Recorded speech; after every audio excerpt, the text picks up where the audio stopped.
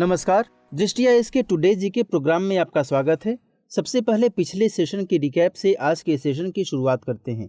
पिछले सेशन में पहले सवाल के तौर पर हमने आपसे पूछा था, निम्न में से कौन एशियाई अवसंरचना निवेश बैंक AIIB का सदस्य देश है? फ्रांस, दक्षिण अफ्रीका, यूनाइटेड किंगडम, अफगानिस्तान। इस प्रश्न का सही जवाब है ऑप्शन सी, यानी कि 1, 3 और 4 ऑप्शन सही थे, यानी फ्रांस, यूनाइटेड किंगडम और अफगानिस्तान AIIB के सदस्य देश हैं। क्वेश्चन नंबर 2 था, जलवायु भेद्यता सूचकांक यानी क्लाइमेट वल्नरेबिलिटी इंडेक्स के संदर्भ में निम्नलिखित कथनों पर विचार कीजिए। कथन 1, यह वार्षिक रूप से नीति आयोग द्वारा जारी किया जाता है। कथन 2, असम के धेमाजी और नागौन जिले भारत के सबसे अधिक जलवायु सुभेद्य जिले हैं। कथन 3, रिपोर्ट ने इस बिंदु को उद्घाटित किया है कि भारत के अधिकतर जिले अपने भू परिदृश्य में परिवर्तन के कारण सुभेद्य बने हुए हैं। उपरोक्त में से कौन से कथन सही हैं? इस प्रश्न का सही जवाब है ऑप्शन बी, यानी केवल 2 और 3 कथन सही हैं। तीसरा सवाल था, निम्न में से कौन से देश मोजाम्बिक के साथ सीमा साझा करते हैं? जिम्बाब्वे, बोत्सवाना, दक्षिण अफ्रीका, कांगो लोकतांत्रिक गणराज्य। इस प्रश्न का सही जवाब है ऑप्शन ए, यानी कि केवल 1 और 3, यानी जिम्बाब्वे और दक्षिण अफ्रीका ही इनमें से मोजाम्बिक के साथ सीमा साझा करते हैं। क्वेश्चन नंबर 4 था, राष्ट्रीय राजधानी क्षेत्र और आसपास के क्षेत्रों में वायु गुणवत्ता प्रबंधन आयोग के संदर्भ में निम्नलिखित कथनों पर विचार कीजिए। कथन 1, आयोग के पास यह शक्ति है कि वह किसी संवेदनशील क्षेत्र में किसी उद्योग की स्थापना को प्रतिबंधित कर सकती है।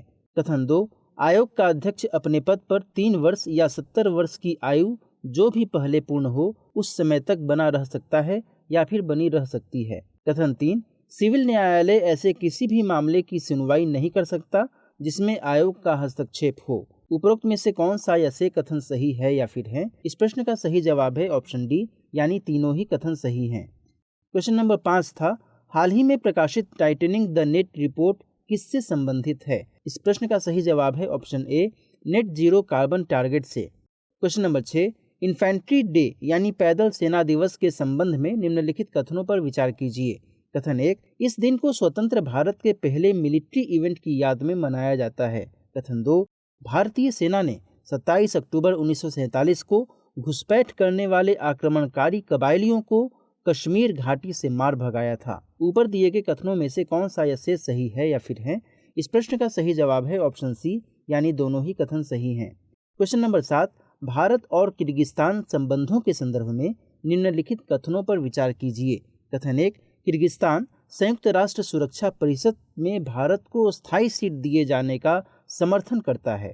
कथन 2, हाल ही में राष्ट्रीय सुरक्षा परिषद सचिवालयों के बीच पहली भारत किर्गिस्तान रणनीतिक वार्ता आयोजित की गई। ऊपर दिए गए कथनों में से कौन सा या से सही है या फिर है? इस प्रश्न का सही जवाब है ऑप्शन सी, यानी दोनों ही कथन सही हैं। क्वेश्चन नंबर 8, गो क्वांट कैंप प्रोग्राम के संबंध में निम्नलिखित कथनों पर विचार कीजिए। कथन 1, इसका आयोजन इलेक्ट्रॉनिक्स एवं सूचना प्रौद्योगिकी मंत्रालय द्वारा किया जा रहा है। कथन 2, इसमें भाग लेने वाले छात्रों को क्वांटम कंप्यूटिंग के मूल सिद्धांतों पर प्रशिक्षित किया जाएगा। इनमें से कौन सा ऐसे कथन सही है या फिर है? इस प्रश्न का सही जवाब है ऑप्शन बी, यानी केवल 2।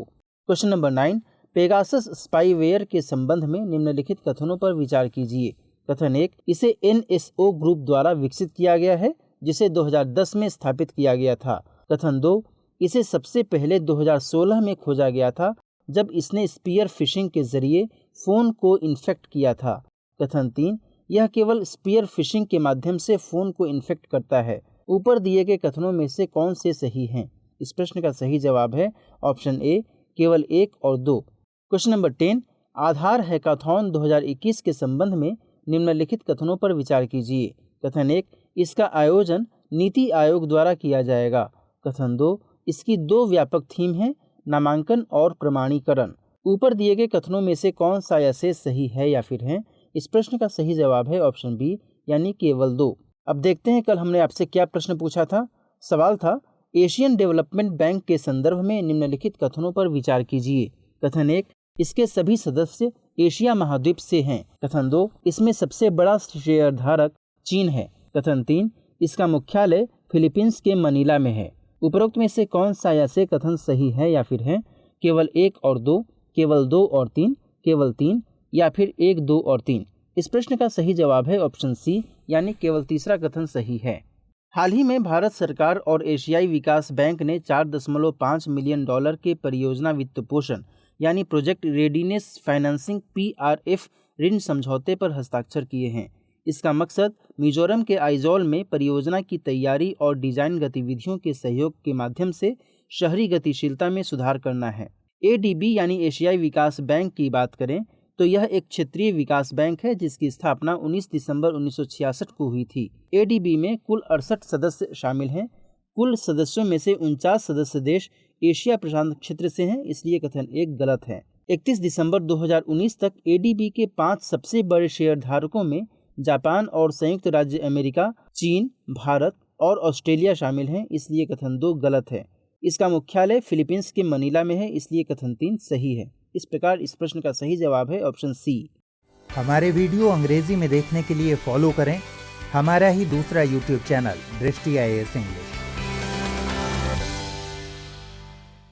आज के सेशन का पहला सवाल, कृषि उड़ान 2.0 के संदर्भ में निम्नलिखित कथनों पर विचार कीजिए। कथन 1, इसे कृषि एवं किसान कल्याण मंत्रालय द्वारा लॉन्च किया गया है। कथन 2, इसके तहत पराली जलाने की समस्या को हल करने के लिए टर्बो हैप्पी सीडर की उपलब्धता को सुगम बनाने और प्रोत्साहित करने का प्रस्ताव है। इनमें से कौन सा या से कथन सही है या फिर है? केवल एक, केवल दो, एक और दो दोनों, न तो एक न ही दो। इस प्रश्न का सही जवाब है ऑप्शन डी, न तो एक न ही दो। हाल ही में केंद्रीय नागरिक उड्डयन मंत्री श्री ज्योतिरादित्य सिंधिया ने कृषि उड़ान 2.0 योजना लॉन्च की है, इसलिए कथन एक गलत है। कृषि उड़ान 2.0 की बात करें तो इसका उद्देश्य कृषि उपज और हवाई परिवहन के बेहतर एकीकरण और अनुकूलन के माध्यम से मूल्य प्राप्ति में सुधार लाना है। विभिन्न परिस्थितियों में कृषि मूल्य श्रृंखला को सतत और अनुकूल बनाना भी इसका महत्वपूर्ण उद्देश्य है। इसके तहत हवाई परिवहन द्वारा कृषि उत्पादों के आवागमन को सुविधाजनक बनाने और प्रोत्साहित करने का प्रस्ताव है, इसलिए कथन 2 गलत है। भारतीय विमानपत्तन प्राधिकरण की 100% की हिस्सेदारी वाली सहायक कंपनी ICLOS और वाणिज्यिक एवं उद्योग मंत्रालय के अंतर्गत आने वाली भारत की राष्ट्रीय निवेश संवर्धन और सुविधा एजेंसी इन्वेस्ट इंडिया के सहयोग से तैयार किया गया है। इसके पहले चरण में देश भर के 53 हवाई अड्डों का चयन किया गया है। इनमें मुख्य रूप से पूर्वोत्तर और आदिवासी क्षेत्र हैं। तो इस तरह इस प्रश्न का सही जवाब है ऑप्शन डी, न तो एक न ही दो। क्वेश्चन नंबर 2, निम्नलिखित कथनों पर विचार कीजिए। कथन 1, अग्नि 5 भारत की स्वदेशी रूप से विकसित सबसे आधुनिक सतह से सतह पर मार करने वाली बैलिस्टिक मिसाइल है। कथन 2, इसका निर्माण एकीकृत निर्देशित मिसाइल विकास प्रोग्राम के तहत किया गया है। कथन 3, अग्नि 5 का प्रक्षेपण श्रीहरिकोटा में स्थित APJ अब्दुल कलाम द्वीप से किया गया। इन कथनों में से कौन सा या से सही है या फिर है? केवल एक और दो, केवल 2 और 3, 1, 2 और 3। इस प्रश्न का सही जवाब है ऑप्शन बी, केवल 1 और 2। भारत ने अपनी सैन्य शक्ति को बढ़ावा देने के लिए हाल ही में सतह से सतह पर मार करने वाली बैलिस्टिक मिसाइल अग्नि 5 का सफल परीक्षण किया, जो उच्च सटीकता के साथ 5000 किलोमीटर तक के लक्ष्य को भेद सकती है। यहाँ पर यह भी महत्वपूर्ण है कि मिसाइल का सफल परीक्षण उस समय हुआ जब भारत और चीन के बीच पूर्वी लद्दाख क्षेत्र में गतिरोध बना हुआ है। अग्नि 5 भारत की स्वदेशी रूप से विकसित सबसे आधुनिक सतह से सतह पर मार करने वाली बैलिस्टिक मिसाइल है, अतः कथन 1 सही है। इसका निर्माण एकीकृत निर्देशित मिसाइल विकास प्रोग्राम के तहत किया गया है, अतः कथन 2 सही है। अग्नि 5 का प्रक्षेपण ओडिशा में स्थित APJ अब्दुल कलाम द्वीप से किया गया था, इसलिए कथन 3 गलत है। अग्नि 5 का परीक्षण भारत की विश्वसनीय न्यूनतम प्रतिरोध क्षमता को बनाए रखने की नीति के तहत किया गया है, जो भारत की नो फर्स्ट यूज पॉलिसी की प्रतिबद्धता को भी दर्शाती है। तो इस तरह इस प्रश्न का सही जवाब है ऑप्शन बी, केवल 1 और 2। क्वेश्चन नंबर 3, निम्नलिखित कथनों पर विचार कीजिए। कथन 1, भारत और दक्षिण कोरिया ने वाराणसी और बुसान को सिस्टर सिटी के रूप में विकसित करने के लिए एक समझौते पर हस्ताक्षर किए हैं। कथन 2, इंडिया कोरिया फ्रेंडशिप पार्क नई दिल्ली में स्थित है। कथन 3, राम कथा पार्क का नाम बदलकर क्वीन हियो हुआंग ओक मेमोरियल किया जाएगा। इनमें से कौन सा ऐसे कथन सही है या फिर है? केवल 1 और 2, केवल 2, केवल 2 और 3, 1, 2 और 3। इस प्रश्न का सही जवाब है ऑप्शन सी, केवल 2 और 3। हाल ही में अयोध्या में सरयू नदी के किनारे स्थित राम कथा पार्क का जीर्णोद्धार किया गया तथा अब इसका नाम बदलकर क्वीन हियो हुआंग ओक मेमोरियल किया जाएगा। ऐसा माना जाता है कि दक्षिण कोरिया की रानी का संबंध अयोध्या से था, इसलिए कथन 3 सही है। ऐसा माना जाता है कि वह अयोध्या की राजकुमारी सूरी रत्ना थी, जो राजा पद्मसेन और इंदुमती की पुत्री थी।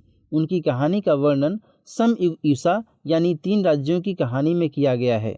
यह कोरिया की 13वीं सदी के 3 राज्यों गोगुरियो, बैकजे और सीला तथा कुछ अन्य क्षेत्रों की किंवदंतियों, लोक कथाओं और इतिहास का संग्रह है। वर्ष 2000 में भारत और दक्षिण कोरिया ने अयोध्या और गिम्हाय को सिस्टर सिटी के रूप में विकसित करने के लिए एक समझौते पर हस्ताक्षर किए थे, अतः कथन 1 गलत है। इससे पहले मार्च 2021 में भारतीय रक्षा मंत्री और उनके दक्षिण कोरियाई समकक्ष ने दिल्ली छावनी क्षेत्र में एक समारोह में इंडिया कोरिया फ्रेंडशिप पार्क का उद्घाटन किया था, अतः कथन 2 सही है। तो इस तरह इस प्रश्न का सही जवाब है ऑप्शन सी, केवल 2 और 3। Question number 4, Mahatma Gandhi national fellowship के संबंध में निम्नलिखित कथनों पर विचार कीजिए। कथन 1, यह फेलोशिप संकल्प यानी skill acquisition and knowledge awareness for livelihood promotion programme के तहत प्रदान की जाती है। कथन 2, यह 2 वर्षीय लंबा फेलोशिप प्रोग्राम है जिसका मकसद युवा व्यक्तियों को जमीनी स्तर पर उनके कौशल में वृद्धि करने के लिए शुरू किया गया। कथन 3, इस फेलोशिप को प्राप्त करने के लिए अभ्यर्थी के पास किसी भी विश्वविद्यालय से PhD की उपाधि होनी चाहिए। ऊपर दिए गए कथनों में से कौन सा या से कथन सही है या फिर हैं? केवल 1 और 2, केवल 2 और 3, 1, 2 और 3। इस प्रश्न का सही जवाब है ऑप्शन बी, केवल 1 और 2।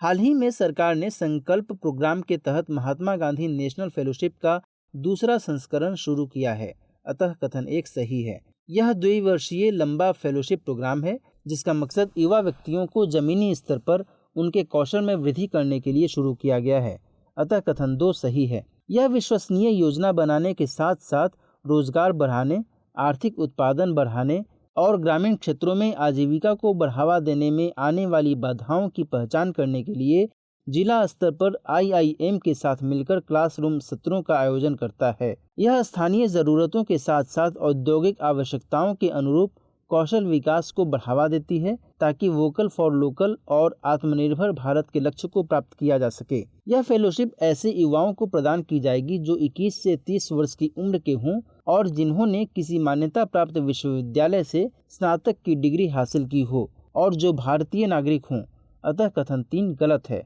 अभ्यर्थी को राज्य की आधिकारिक भाषा जिसका प्रयोग जमीनी कार्य करने के लिए किया जाता है उसको जानना आवश्यक है। तो इस तरह इस प्रश्न का सही जवाब है ऑप्शन बी, केवल 1 और 2। क्वेश्चन नंबर 5, बोवाइन मास्टिटिस के संदर्भ में निम्नलिखित कथनों पर विचार कीजिए। कथन 1, इसमें स्तन ग्रंथि में सूजन आ जाती है तथा यह दुधारू जानवरों में होने वाली सबसे आम बीमारी है। कथन 2, यह दूध की गुणवत्ता में गिरावट के कारण कृषि उत्पादकता को प्रभावित कर सकता है और इस प्रकार यह आय उत्पन्न करने वाली गतिविधियों को प्रभावित करता है। कथन 3, विभिन्न प्रकार के परजीवी अलग अलग मास्टिटिस संक्रमण का कारण बनते हैं। ऊपर दिए गए कथनों में से कौन सा या से कथन सही है या फिर हैं? केवल 1 और 2, केवल 2 और 3, केवल 3, 1, 2 और 3। इस प्रश्न का सही जवाब है ऑप्शन ए, केवल 1 और 2। हाल ही में नेशनल इनोवेशन फाउंडेशन ने दुधारू मवेशियों में मास्टिटिस बीमारी के इलाज के लिए एक पॉली हर्बल दवा मास्टिराक जेल विकसित की है।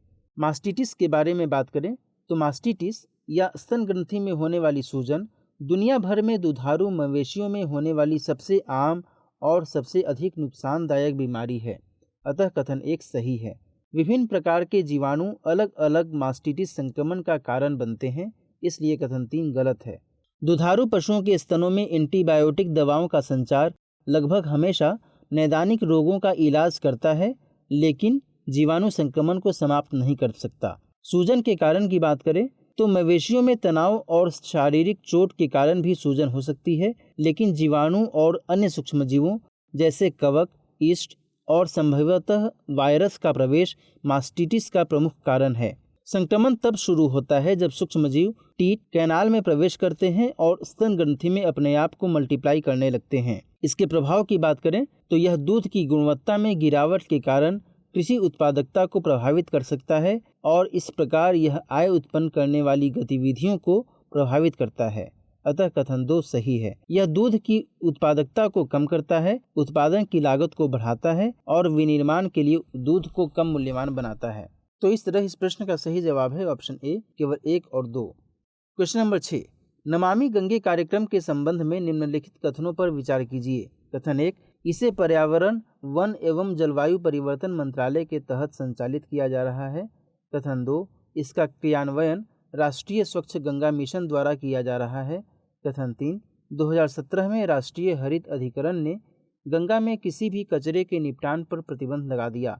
इनमें से कौन सा या से कथन सही है या फिर है? केवल 1 और 2, केवल 2 और 3, 1, 2 और 3। इस प्रश्न का सही जवाब है ऑप्शन सी, केवल 2 और 3। हाल ही में प्रधानमंत्री श्री नरेंद्र मोदी ने वाराणसी के रामनगर में 10 MLD यानी millions of litres per day क्षमता के नए अत्याधुनिक सीवेज ट्रीटमेंट प्लांट का उद्घाटन किया। नमामि गंगे मिशन के तहत अगले 10 से 15 वर्षों की आवश्यकताओं को पूरा करने में सक्षम सीवेज उपचार संयंत्रों के निर्माण पर जोर दिया जा रहा है। इसका क्रियान्वयन जल संसाधन, नदी विकास और गंगा संरक्षण विभाग के तहत किया जा रहा है, इसलिए कथन 1 गलत है। इसका क्रियान्वयन राष्ट्रीय स्वच्छ गंगा मिशन द्वारा किया जा रहा है, इसलिए कथन 2 सही है। 2017 में राष्ट्रीय हरित अधिकरण ने गंगा में किसी भी कचरे के निपटान पर प्रतिबंध लगा दिया, इसलिए कथन 3 सही है। तो इस तरह इस प्रश्न का सही जवाब है ऑप्शन सी, केवल 2 और 3। Question number 7, integrated teacher education programme ITEP के संदर्भ में निम्नलिखित कथनों पर विचार कीजिए। इसके तहत दोहरी प्रमुख स्नातक की डिग्री प्रदान की जाएगी। कथन 2, राष्ट्रीय परीक्षण एजेंसी द्वारा नेशनल कॉमन एंट्रेंस टेस्ट के जरिए इस प्रोग्राम में प्रवेश दिया जाएगा।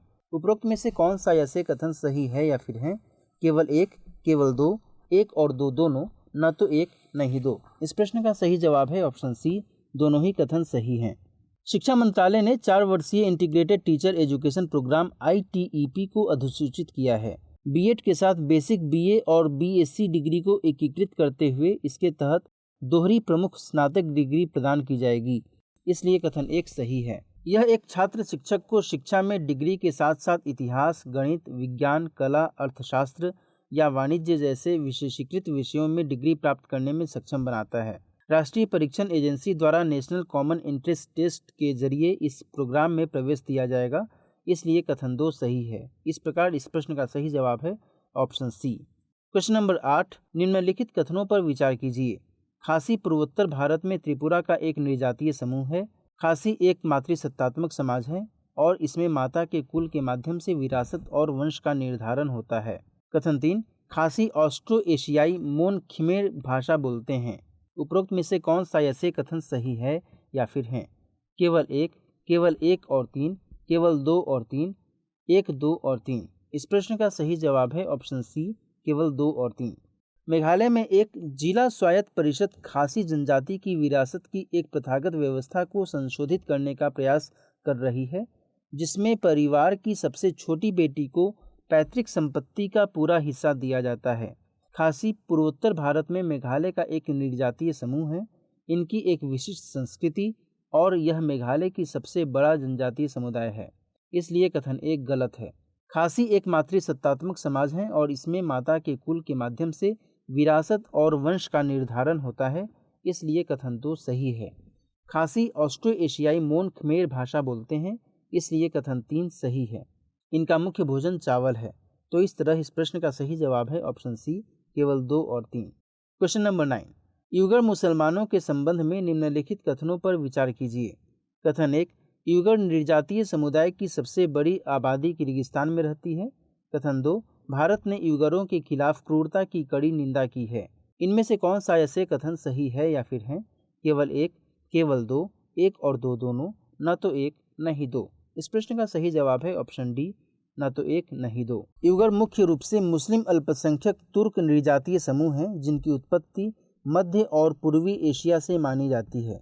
युगर मुसलमानों को चीन में आधिकारिक तौर पर मान्यता प्राप्त 55 नृजातीय अल्पसंख्यक समुदायों में से एक माना जाता है। हालांकि चीन युगर मुसलमानों को केवल एक क्षेत्रीय अल्पसंख्यक के तौर पर मान्यता देता है और यह स्वीकार करता है कि वे नृजातीय समूह हैं। वर्तमान में युगर नृजातीय समुदाय की सबसे बड़ी आबादी चीन के शिनजियांग क्षेत्र में रहती है, इसलिए कथन 1 गलत है। उइगर मुसलमानों की एक महत्वपूर्ण आबादी पड़ोसी मध्य एशियाई देशों जैसे उज्बेकिस्तान, किर्गिस्तान और कजाकिस्तान में भी रहती है। उइगर संकट पर चीन के पक्ष की बात करें तो चीन लंबे समय से निर्जातीय सफाया यानी एथनिक क्लींजिंग के आरोपों से इनकार करता रहा है। इसने आरोपों की निंदा भी की है और इसे चीन की छवि को खराब करने की साजिश करार दिया है। यदि इस संदर्भ में भारत के पक्ष की बात करें तो भारत सरकार ने उइगर संकट के संबंध में अभी तक औपचारिक प्रतिक्रिया नहीं दी है, इसलिए कथन 2 गलत है। इस प्रकार इस प्रश्न का सही जवाब है ऑप्शन डी, ना तो 1 ना ही 2। नोट करते हैं आज के सेशन का अंतिम सवाल था निम्नलिखित कथनों पर विचार कीजिए। कथन 1, 2020 में भारत दुनिया का शीर्ष चावल निर्यातक था। कथन 2, भारत का अधिकांश बासमती चावल अफ्रीकी देशों में निर्यात किया जाता है। कथन 3, गोल्डन राइस बासमती चावल की प्राकृतिक रूप से उगाई जाने वाली सबसे अच्छी किस्म है। इनमें से कौन सा ऐसे कथन सही है या फिर हैं? केवल 1 और 2, केवल 2 और 3, केवल 1, 2 और 3। इस प्रश्न का सही जवाब है ऑप्शन ए, केवल 1। 2020 में भारत लगभग 18 मिलियन टन अनाज के निर्यात के साथ दुनिया का शीर्ष चावल निर्यातक था, अतः कथन 1 सही है। भारतीय चावल खरीदने वाले 75 देशों में पश्चिम एशियाई देश, अमेरिका और ब्रिटेन बासमती के सबसे बड़े आयातक हैं, जबकि गैर बासमती चावल का अधिकांश हिस्सा अफ्रीकी देशों और पड़ोसी देशों नेपाल और बांग्लादेश को जाता है, इसलिए कथन 2 सही नहीं है। संभवतः गोल्डन राइस आनुवंशिक रूप से संशोधित चावल की सबसे प्रमुख किस्म है, इसलिए कथन 3 सही नहीं है। तो इस तरह इस प्रश्न का सही जवाब है ऑप्शन ए, केवल 1। नोट करते हैं आज के सेशन का अभ्यास प्रश्न है निम्नलिखित कथनों पर विचार कीजिए। कथन 1, चाय एक उष्णकटिबंधीय और उपोष्णकटिबंधीय पौधा है और गर्म और आर्द्र जलवायु में अच्छी तरह से उगता है। कथन 2, इसकी वृद्धि के लिए आदर्श तापमान 20 से 30 डिग्री सेल्सियस है। कथन 3, थोड़ी अम्लीय मिट्टी चाय की खेती के लिए सबसे उपयुक्त होती है। उपरोक्त में से कौन सा ऐसे कथन सही है या फिर हैं? केवल 1, केवल 2 और 3, केवल 1 और 3, 1, 2 और 3। इस प्रश्न का सही जवाब कमेंट सेक्शन में देना न भूलें। मिलते हैं नेक्स्ट सेशन में किन्हीं और सवालों और उनकी व्याख्याओं के साथ। तब तक अपना ख्याल रखिए। नमस्कार।